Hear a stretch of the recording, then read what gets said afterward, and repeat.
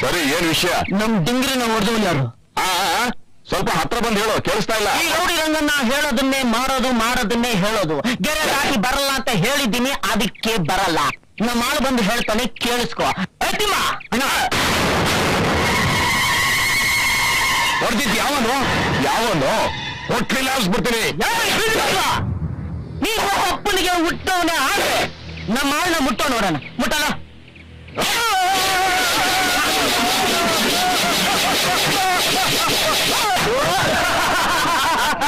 ಒಪ್ಕೋತೀನಿ, ನಿನ್ನ ತಾಯಿ ಪತಿವ್ರತೆ ಅಂತ ಒಪ್ಕೋತೀನಿ. ನೆಕ್ಸ್ಟ್ ಟೈಮ್ ಮೀಟ್ ಮಾಡ್ತೀನಿ. ಎಷ್ಟು ಮಿಸ್ ಎಲ್ಲ ನನ್ನ ಮಕ್ಕಳು ನೋಡೋಗ್ಬಿಟ್ರು. ನೋಡೋಣ.